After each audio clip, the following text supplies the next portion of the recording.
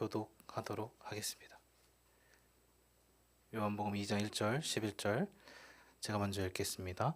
사흘째 되던 날 갈릴리 가나에 혼례가 있어 예수의 어머니도 거기 계시고 포도주가 떨어진지라. 예수의 어머니가 예수에게 이르되 저들에게 포도주가 없다 하니.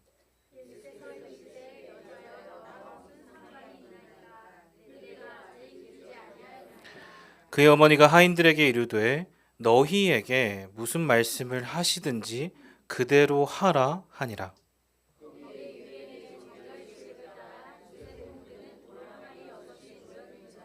예수께서 그들에게 이르시되 항아리에 물을 채우라 하신즉 아기까지 채우니.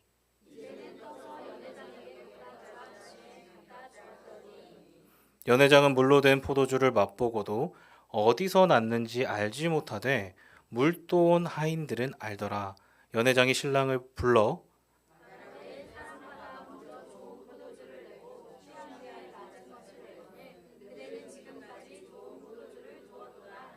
다 같이요.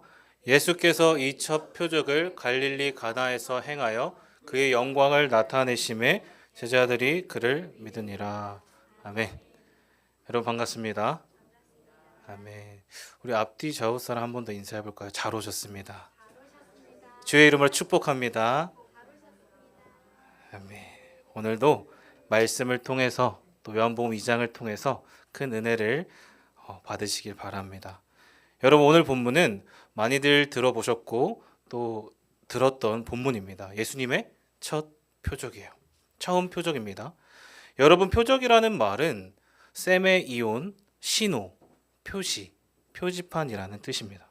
그러니까 예수님이 본격적으로 공생애를 시작하시면서 모든 사람에게 처음 나타낸 표시라는 거예요. 자, 예수님은 누구신가? 앞으로 예수님이 행하실 일들을 분명하게 보여주는 사건입니다. 그래서 오늘의 본문은 너무 중요해요. 네, 그래서 오늘 본문이 과연 처음 표적인데 왜 처음 표적이고 왜 하나님이 처음으로 우리에게 이 기적을 보여주셨는가? 그것을 저와 여러분이 함께 살펴보길 원합니다. 자, 요한복음 2장 1절 바로 들어갈게요. 시작. 사흘째 되던 날 갈릴리 가나에 혼례가 있어 예수의 어머니도 거기 계시고. 여러분 지금 갈릴리 가나라는 지역이에요. 여러분 아프리카가 아니고 갈릴리에 가나라는 지역이 있어요. 거기에 예수님의 먼 친척벌 되는 결혼식이 있었나 봐요. 그렇죠? 그래서 예수님의 어머니가 먼저 가 계셨습니다. 본문에 나와요. 어머니가 먼저 이를 거들고 있는 중에 이어서 예수님과 제자들이 그 자리를 찾아온 거예요. 그런데 그마침 어떤 일이 일어나죠? 뭐가 떨어집니다. 그렇죠. 포도주가 떨어집니다. 그게 2절 3절이에요. 다 같이 읽어볼게요. 시작. 예수와 포도주가 떨어진지라. 예수의 어머니가 예수에게 이르되 저들에게 포도주가 없다 하니. 자, 여러분 유대인들에게 있어서 가장 기쁜 날은 무엇일까요? 맞아요. 혼례, 결혼식, 잔치였습니다. 한 사람 한 사람의 인생이 만나는 것입니다. 사랑에 빠져서 평생을 약속하고 기약하는 날이에요. 그러니까 여러분 상식적으로 생각해 봐도 엄청난, 저희들의 결혼식도 그렇잖아요. 기쁘고 축제 날이라는 것입니다. 인생 최대의 날이에요. 그런데 지금 여러분 유대인들에게 있어서 신랑 신부가 결혼하는 것도 중요한데 그것과 더불어 더 중요한 게 있었다는 거예요. 자, 그게 무엇일까요? 바로 맞습니다. 포도주였다는 거예요. 자, 뭐라고요? 포도주. 자, 시편 104편 15절에 이렇게 나와 있어요. 다 같이요. 사람의 마음을 기쁘게 하는 포도주와 사람의 얼굴을 윤택하게 하는 기름과 사람의 마음을 힘있게 하는 양식을 주셨더나. 자, 여기 보니까 지금 구약의 저자는 포도주를 뭐라고 표현하고 있어요? 사람의 마음을 기쁘게 하는 음료라는 거예요. 그 상징입니다. 포도주 하면요, 유대인들 딱 이걸 떠올라요. 아, 기쁨! 그 상징이구나. 즉 유대인은 포도주를 그렇게 생각했습니다. 귀하게 생각했어요. 신랑 신부는 없어도 여러분 유대인들의 속담 이런 게 있어요. 포도주는 없으면 안 된다 라고 말할 정도로 중요하게 여겼다는 거예요. 곧 기쁨의 상징입니다. 즉 결혼은, 잔치는 모든 이들의 기쁨이에요. 그리고 충만한 날입니다. 여러분 이해가 되시죠? 근데 여러분 이 잔치라는 게요, 성경에 있어서 결혼이라는 것은 너무나도 중요한 맥을 합니다. 언제부터 그랬을까요? 창세기, 맞죠? 창조 때부터 그러했다는 거예요. 여러분 신구약의 이야기는 다른 이야기가 아닙니다. 하나님 나라에 살리는 이야기, 기쁨의 이야기예요. 그런데 뭘로 기쁠 수 있냐? 무엇으로 살릴 수 있을까요? 바로 창조주와 피조물의 관계, 언약 관계에서만 기쁠 수 있다는 거예요. 결혼 관계입니다. 그 안에, 여러분 그래서 결혼이라는 관계가 하나님이 세팅하신 그 가정이 너무 중요해요. 그 롤 모델. 아담을 지으신 하나님이 주례를 섰어요. 하와를 만드십니다. 그렇죠? 창세기에 나옵니다. 그 인간들과 관계를 맺을 때요, 하나님은 선악과라는 상징을 주셨어요. 그렇죠? 그게 뭐죠? 약속의, 아까 세메이온, 표지판이에요. 상징이에요. 표시라는 거예요. 어떤 약속일까요? 먹으면 죽어 라는 목적이 아니라 창조주와 피조물의 분명한 관계를 알려주는 상징입니다. 그 역할이에요. 완전한 울타리를 주셨습니다. 너가 있어야 할 자리가 어디인가? 그걸 기억해. 근데 여러분 그걸 누가 어겼죠? 인간이 어겼다는 거예요. 인간이 벗어났습니다. 그 결혼 관계를요, 약속과 약속, 내가 너만을 사랑할게라는 그 약속을요, 피조물이 감히 누구를요? 창조주를 어긴 거예요. 마음대로 파기한 것입니다. 그래서 여러분 그 파기된 결혼, 약속을 회복하는 이야기가 무엇이다? 성경의 이야기다. 우리가 살아가는 이야기예요. 죽은 나의 모습, 내가 있어야 할 자리를 하나님이 회복하는 이야기, 바로 교회, 저와 여러분, 하나님의 살리는 이야기라는 거예요. 여러분 오늘 포도주가 떨어졌다는 것이 바로 그거예요. 이해가 되시죠? 단순히 문제가 발생했어, 포도주가 떨어졌어, 사건이 생겼어 정도가 아닙니다. 가장 즐거워야 할 창조 때부터 맺은 하나님과의 언약, 혼인 관계, 잔치가 포도주가 떨어짐으로 중단된 거예요. 끊어진 거예요. 기쁨이 사라졌어요. 즉 여러분, 인간의 자원은, 저와 여러분은요 언제나 그래요. 열심히 노력하고 있습니다. 매주일. 그렇죠? 어느 정도 성과를 이룬 것 같은데 얼마 안 가서 동이 나요. 바닥을 보여. 끝을 보여. 사라집니다. 위기가 생겨요. 우리의 인생은 언제나 이렇습니다. 위기가 가득해요. 그 모습이 어디에서 극명하게 나타납니까? 오늘 본문 6절에 나와 있어요. 다 같이요. 거기에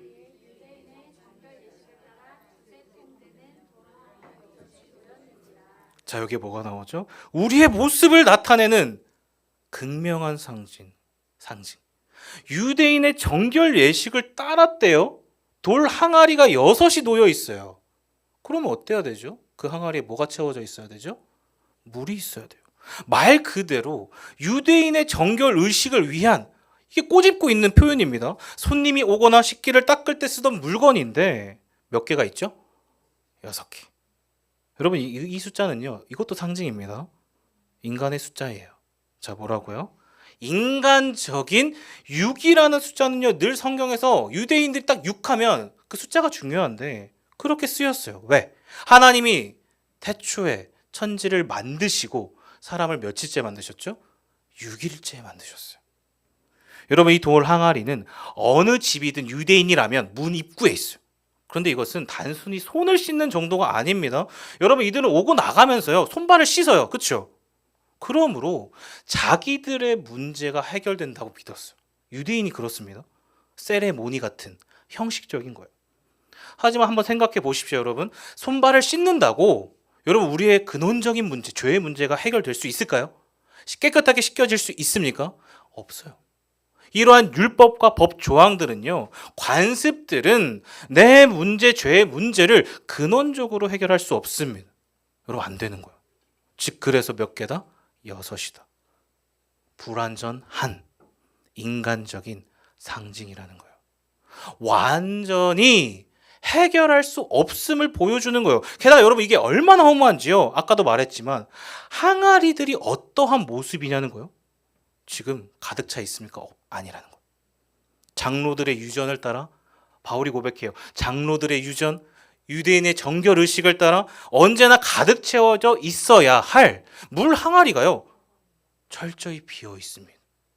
없어요. 채워지지 않습니다. 터진 웅덩이와 같이 율법과 형식에만 치우쳐져 있어요. 생명의 능력과는 너무나 거리가 멀어요. 씻을 물이 없어요. 이게 뭐죠? 거룩의 능력을 상실한 것입니다. 아무런 기능이 없는 바닥난 인생이라는 거예요.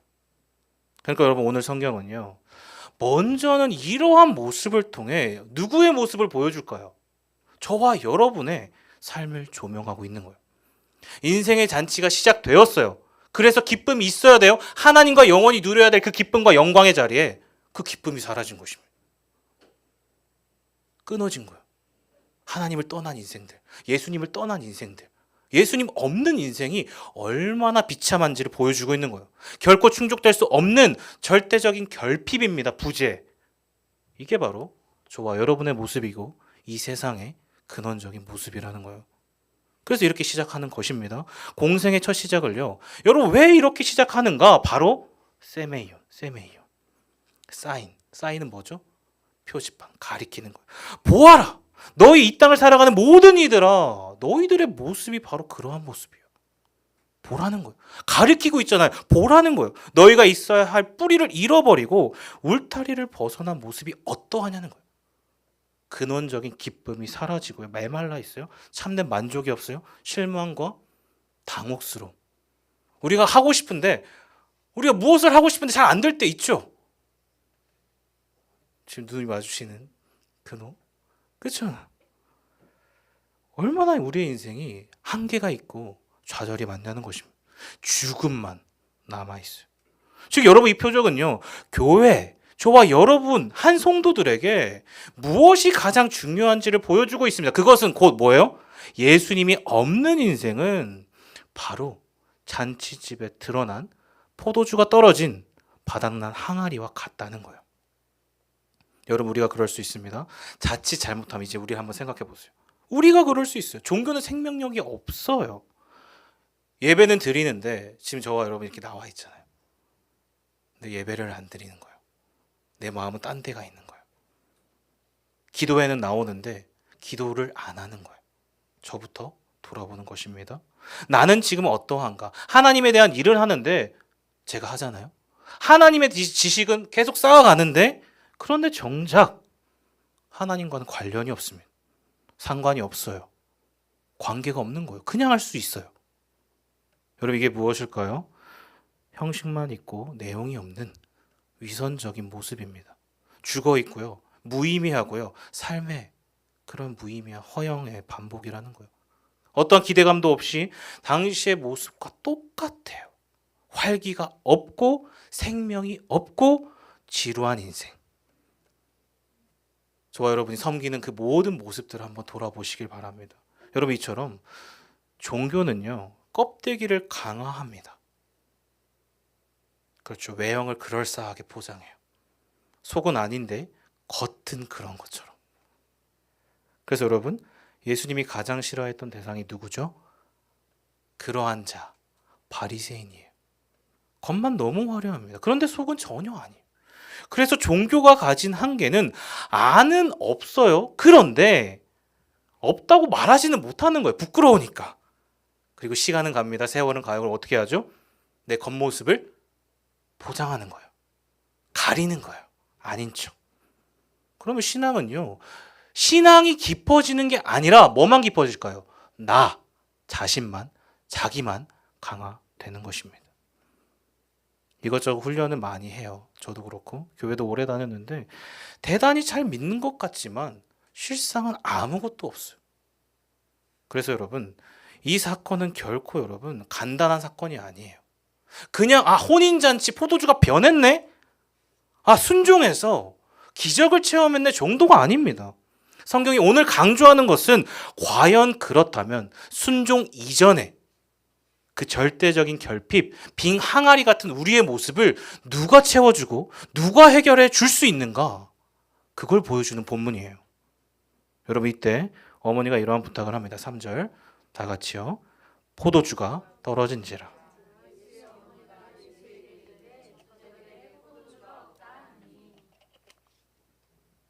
자, 여러분 지금 뭐라고 하죠? 어머니가 말합니다. 예수에게 이르되 포도주가 없다. 여러분 한번 생각해 보세요. 어머니로서 이러한 부탁 가능한 거죠? 충분히 상식적으로 가능하잖아요. 아들한테 포도주가 없어. 어떻게 좀 해봐. 이렇게 얘기할 수 있잖아요. 그렇죠? 지금 어머니는 알고 있었습니다. 예수가 태어날 때부터 이 아이는 어떻게 태어났는지 경험했어요. 육체 관계가 1도 없습니다. 성령으로 태어났어요. 그러니까 적어도 어머니의 인식, 머리 안에는요, 이 아들이 선지자 그 이상의 존재일 거야 라고 생각했을 것입니다. 그렇죠. 그러니까 이 정도 일이면 너라면 능히 해결할 수 있을 거야 라고 생각했을 것입니다. 쉽게 말하면 이것 좀 해결해 줘. 해결해 달라는 거예요. 즉 예수님이요. 뭐와 똑같죠? 이게 어떤 모습과 똑같죠? 시험 받을 때와 똑같아요.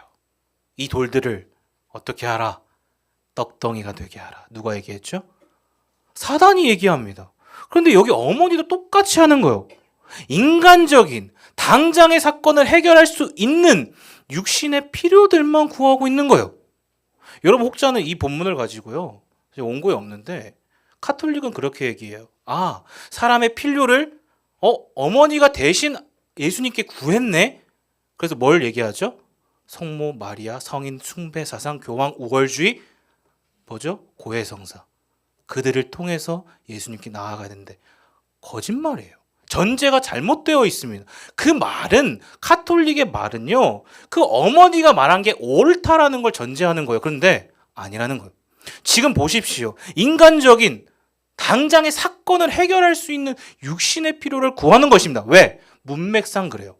바로 뒤에 보면 예수님이 어떻게 말하시는지를 보면 바로 알 수 있어요. 그래서 여러분 이러한 모습은요.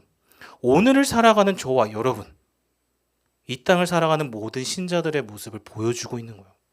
코로나 전후로 저와 여러분이 맞닥뜨린 현실을 생각해 보십시오. 믿음으로 살아가는 것이 과연 어떠한 삶인가? 생각해 보십시오. 과연 신자의 삶은 무엇인가? 믿음인가? 지금 여기서 말하는 보여지는 마리아의 결과인가? 사건 중심인가? 여러분 눈에 보이는 기적과 결과물을 내가 믿는 대상에게 주어질 어떤 유익에게만 집중된다면 다른 종교와 다를 바 없어요. 바알이 그랬고요. 모든 종교 역사 속에서 그래 왔습니다. 철저히 내가 믿는 대상을 통해 얻어질 나의 편의에만 집중되어 있습니다. 나 자신. 하나님이 없죠.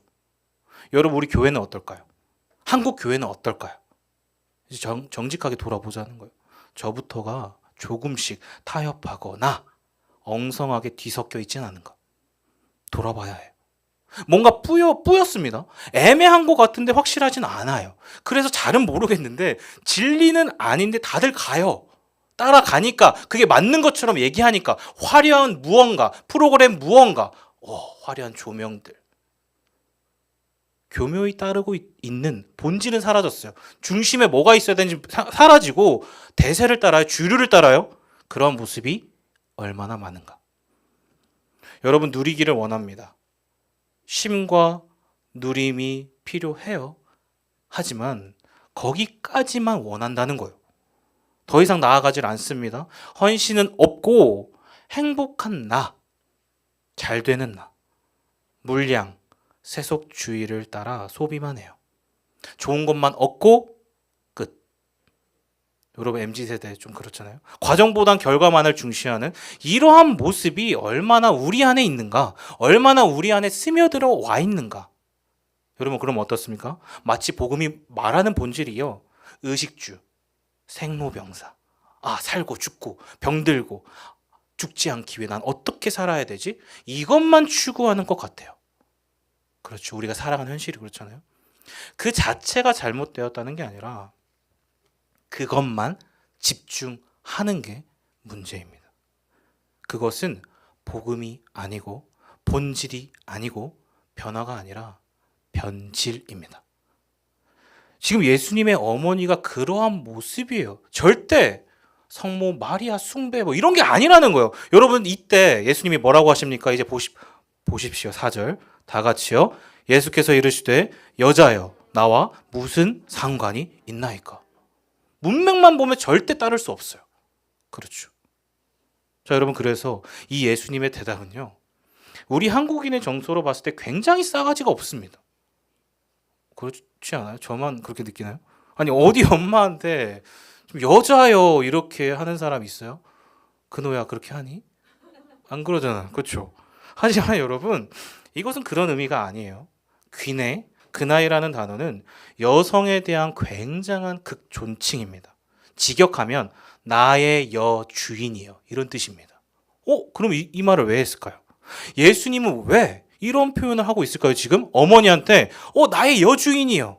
그것은 즉 지금부터 말하고자 하는 내용이 아들로서가 아니라는 거예요. 그럼 뭐죠? 아들로서가 아니라 공식적인 메시아로서 이야기를 하겠다는 것입니다. 여러분 그래서 이 첫 표적이 너무 중요한 게 공식적으로 예수님이 자신이 누구인지를 밝히는 사건입니다. 나는 메시아로 이 땅에 왔다라는 것을 보여주고 있는 거예요. 그래서 거절하십니다. 여자여 내가 이 땅에 온 것은 이런 사건을 해결하는 해결사로 온 게 아니에요.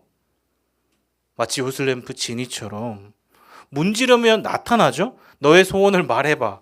들어줄게. 이런 게 아니라는 것입니다. 여러분 우리 하나님은요.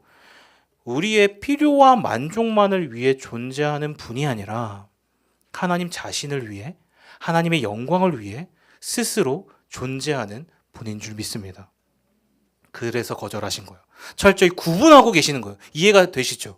그리고 뭐라고 하실까요? 4절 다시 한번 다 같이요. 예수께서 이르시되 여자여 나와 무슨 상관이 있나이까? 내 때가 아직 이르지 아니하였나니. 여러분 내 때가 아직 이르지 않았대요. 그럼 이것도 무슨 말일까요? 이때는 정확히 요한복음에 7번 등장합니다. 자, 몇 번이요? 7번. 신기하게도 호라, 때. 이 단어는 모두 그리스도의 십자가, 죽음, 고난을 말할 때 그 상황에서 쓰여요. 여러분이 한번 찾아보세요. 나중에. 요한복음 7번 다 그렇습니다. 그 7번이 쓰여졌을 때, 맺어질 때 비로소 주님의 때가 완성된다는 거예요. 여러분, 주님은 무엇을 말하고 있을까요? 여자여, 도대체 당신이 요구하는 일은 내가 이 땅에 온 목적과는 전혀 상관이 없습니다. 즉, 나는 뭐하러 왔다? 죽으러 왔다. 여러분, 인류의 근원적인 문제를 해결하기 위해 왔다는 것입니다. 그동안 가려졌던 진리가 빛이 드러나고 있는 순간이에요. 나는 어머니에게 얘기하는 거죠. 나는 메시아로서 왔습니다. 여러분 그래서 로마서는 무엇을 증언할까요? 3장 23절 다 같이요. 모든 사람이 죄를 범하였음에 하나님의 영광에 이르지 못하더니 모든 사람이 죄를 범했다는 거예요. 즉 여러분 성경은 철저히 저와 여러분의 인생을 어떤 사람도 벗어날 수 없어요. 이 땅에서는 결코 해결받을 수 없는 절망적인 존재 그 자체임을 고발하고 있는 거예요. 그래서 사도 바울이 얘기합니다. 오호라 나는 뭐예요? 공고한 자로다. 이 사망의 몸에서 누가 나를 건져내랴. 여러분 이것이 성경이 말하는 저와 여러분의 정의예요. 우리의 정체성입니다. 이 정의를 비껴갈 인생은 아무도 없습니다. 그래서 예수님이 이 땅에 오셨다는 거예요. 그러니까 여러분 오늘 이 예수님의 처음 표적을 통해 말하고자 하는 바가 무엇입니까?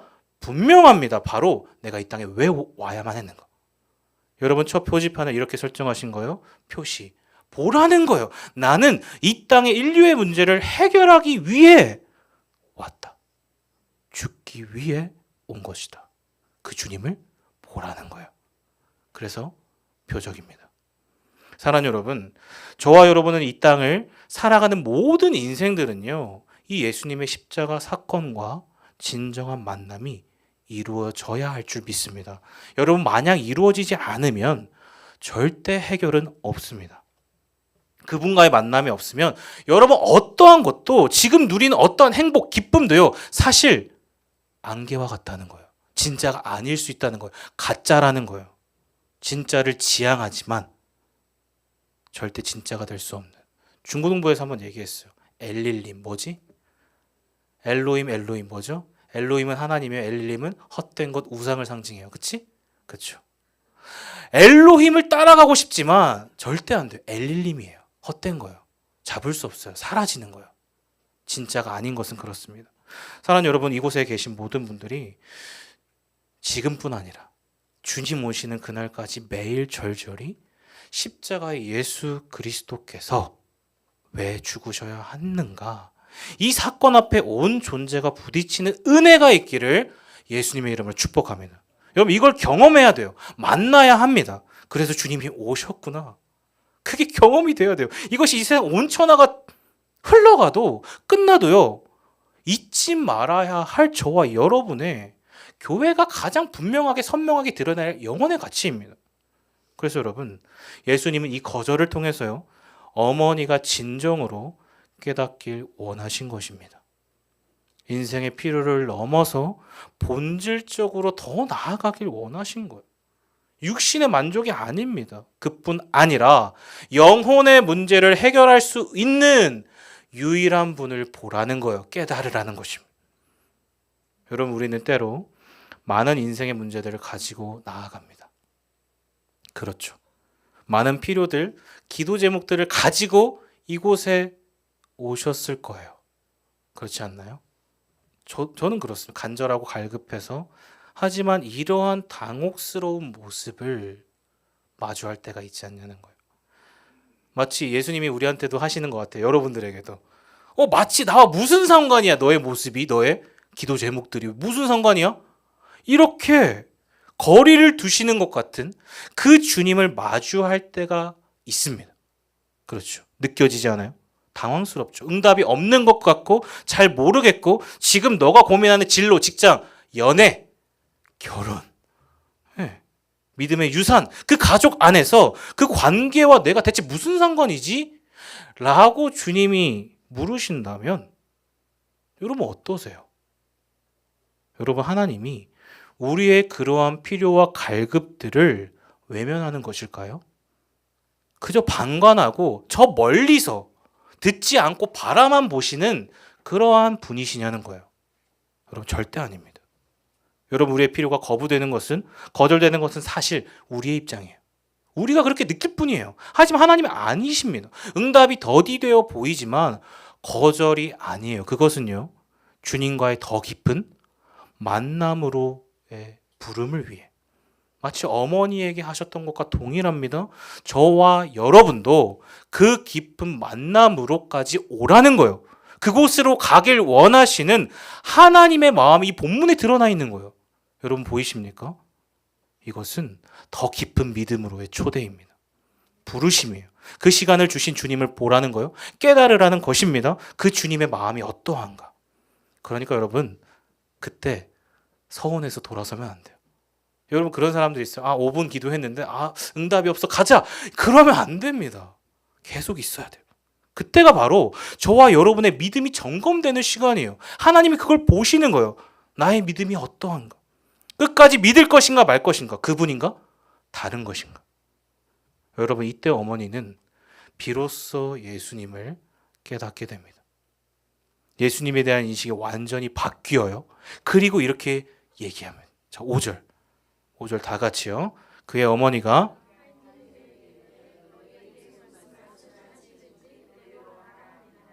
아멘.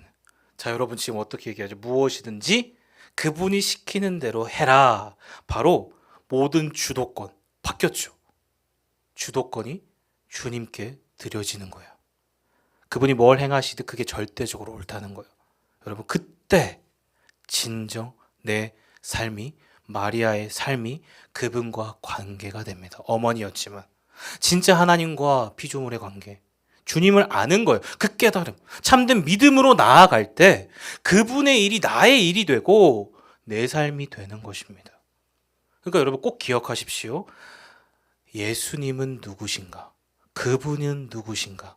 이게 먼저예요. 예수님과의 바른 관계가 먼저입니다.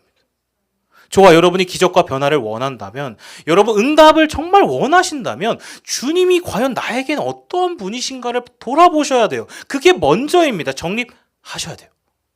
그러면 그 주님의 행하심, 임재, 살아계심, 나와 함께 하시는 그 모든 일들이 나의 삶으로 깨달아 경험하게 될 것입니다. 그리고 7절입니다. 다 같이요. 예수께서 그들에게 이르시되 항아리에 물을 채우라. 자, 예수님이 말하세요. 또 물을 채우라. 자, 이걸 보니까 또 무엇을 알 수 있어요? 주님을 깨닫고 바른 믿음으로 나아갈 때 지금 뭐가 먼저였어요? 주님께서 이르신 것이 먼저입니다. 말씀 이후 기적이 시작돼요. 즉 말씀이 먼저예요. 계속 이어지죠. 말씀 앞에 머물러야 돼요. 말씀 없이 나아가지 말라는 것입니다. 여러분 한 해가 벌써 지금 몇 달이 흘렀어요? 2달이 흐르고 있습니다. 시간이 너무 빠르죠. 너무 빨라요, 저는. 여러분 그 시작을 어떻게 하고 계십니까? 한번 생각해 보십시오. 1달, 2달. 말씀으로 하고 계십니까? 지금 오늘도요. 내게 주신 말씀을 붙들고 계시냐는 거예요. 여러분 지금 예수님이 말씀하셨어요. 그리고 다음에 순종, 기적이 일어납니다. 어머니도 똑같아요. 즉 믿음은요. 여러분 믿음은 말씀이 있을 때 듣고 반응하는 순종을 통해 실제가 되는 줄 믿습니다. 여러분 말씀이 먼저예요. 그러니까 우리는 우리의 문제와 필요가 해결되기 위해서는 우리의 이성이나 머리에 있는 논리가 아니라요. 경험이 아니라 말씀이신 주님을 만나고 들을 때 기적은 일어나는 것입니다. 여러분 놀라운 것은 오늘 본문에 누가 그렇게 하죠? 어머니와 더불어 하인들이 그렇게 합니다. 자, 7절 다 같이요. 예수께서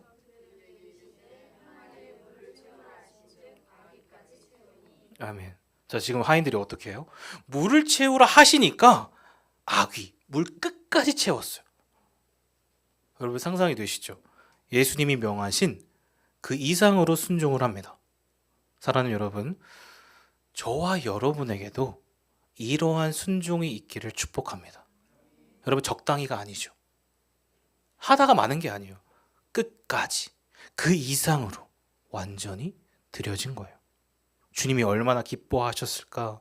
여러분 이 순종 위에 주님의 기적이 보여집니다. 자, 8절 다 같이요. 이제는 떠서 연회장에게 갖다 주라 하심에, 여러분 잘 보세요.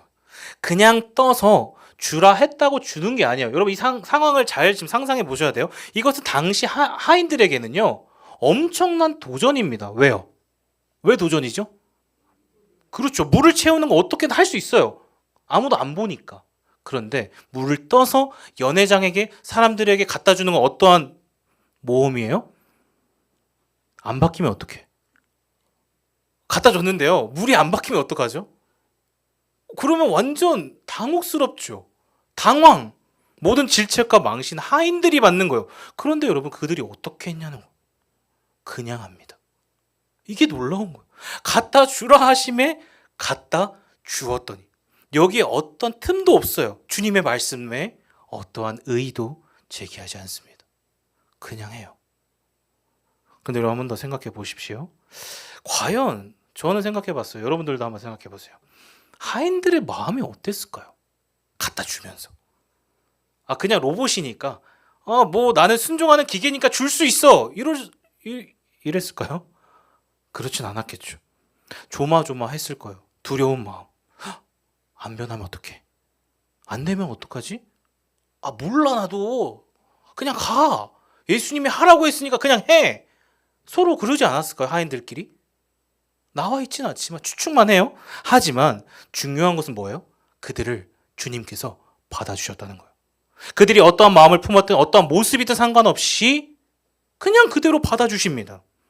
이것이 여러분 저와 여러분을 향한 동일한 하나님의 마음인 이라는 거예요.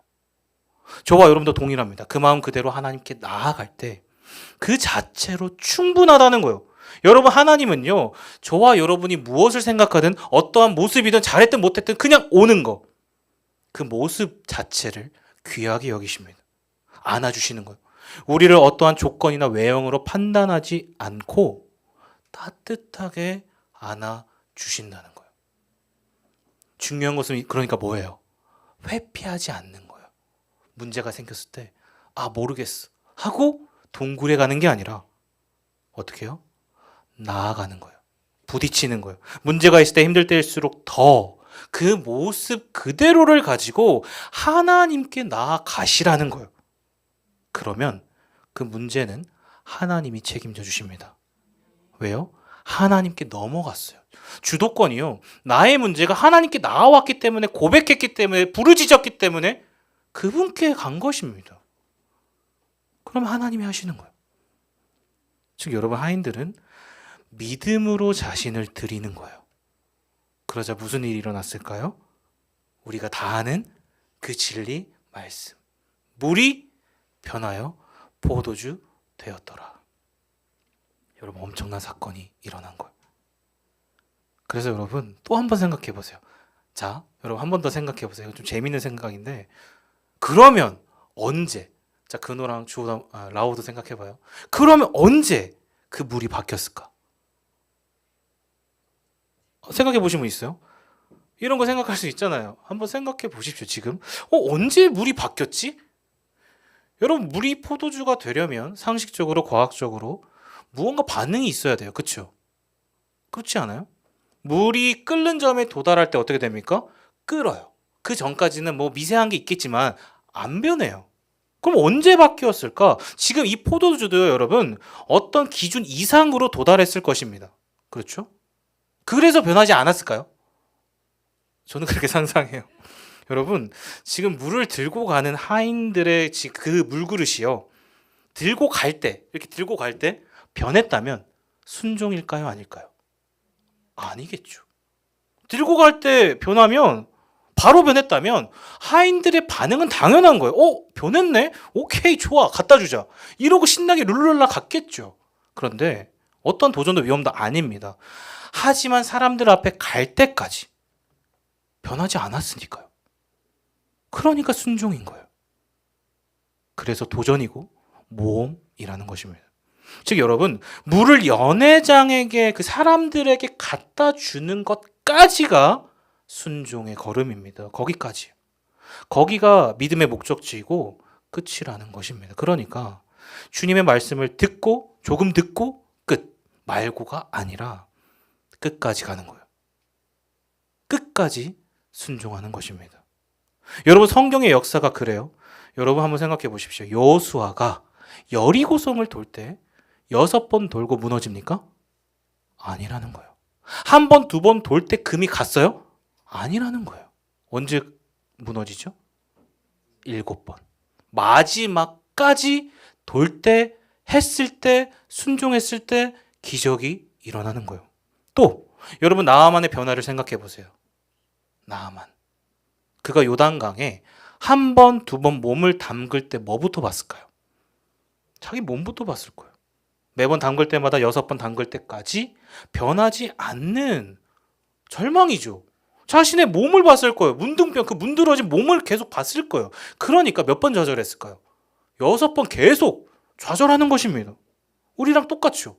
그래서 여러분, 만약에 멈추었다면 나아만에게 진정한 변화가 있을까요? 치유가 있었겠습니까? 아니라는 거예요. 그럼 변화는 없습니다. 여러분, 7번 끝까지 완전히 순종했기 때문에 기적이 일어나는 거예요. 즉 여러분, 물을 떠서 연회장에게 갖다 주는 그 순간에 분명히 변화되었을 것입니다. 이처럼 여러분, 예수님은 어떨까요? 겟세마네 동산에서 마지막으로 기도하실 때 이 진노의 잔을 거두어 달라고 하셨어요. 그렇죠? 만약에 여러분 그 잔을 마시지 않았다면, 예수님이요, 십자가에 달리지 않고 순종하지 않으셨으면, 죽지 않으셨으면 저와 여러분에게도 아무런 일이 없었을 것입니다. 그렇죠? 아무것도 없어요. 하지만 순종하셨기 때문에, 죽기까지 복종하셨기 때문에 그 죽음 끝에 부활이 있는 거예요. 생명이 있는 거예요. 사랑하는 여러분, 완전히 끝까지 순종하십시오. 그 순종을 완성해 가세요. 예수님처럼. 끝까지 마지막까지 드려질 수 있는 거룩한 산 제물, 헌신과 섬김이 되어지기를 축복합니다. 자, 그래서 성경은 마지막을 이렇게 고백합니다. 자, 9절과 10절인데요. 다 같이 크게 한번 읽어보겠습니다. 시작.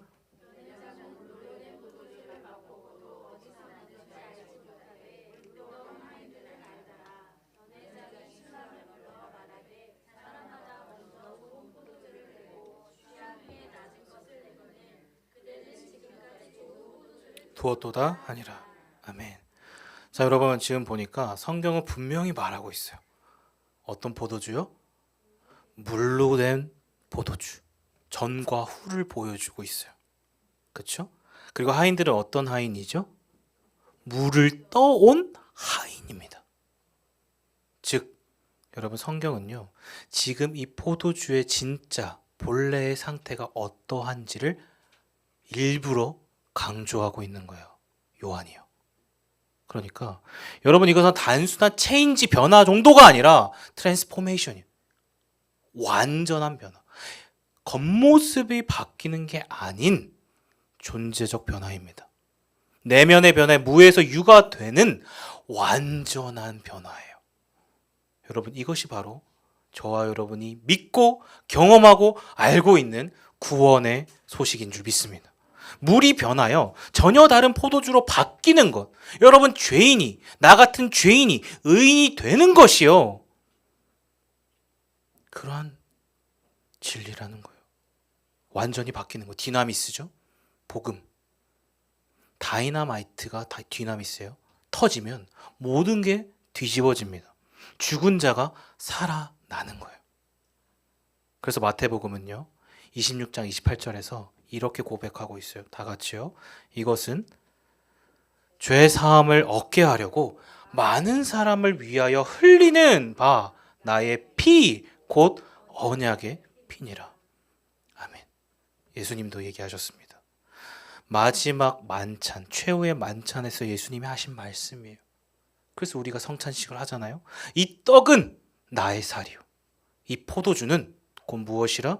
죄사함을 얻게 하는 언약의 피니라. 그걸 상징합니다. 즉 여러분 예수님이 포도주를 만드신 것은요. 그리고 연회장에게 가져다 준 것은 여러분 무엇일까요?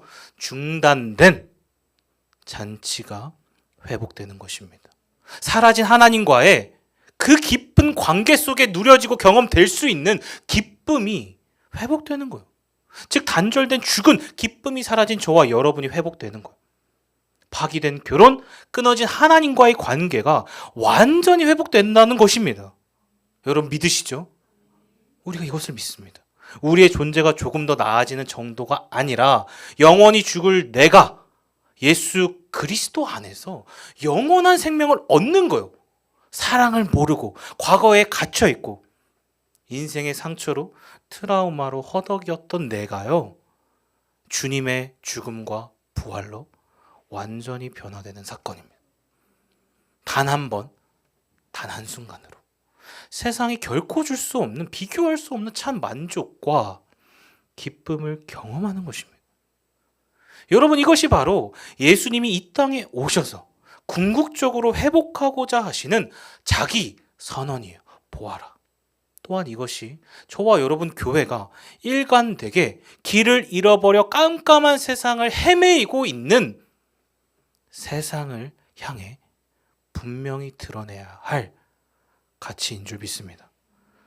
여러분 저와 여러분이 먼저 그 십자가의 주님을 분명하게 선명하게 경험하는 은혜가 있기를 축복합니다.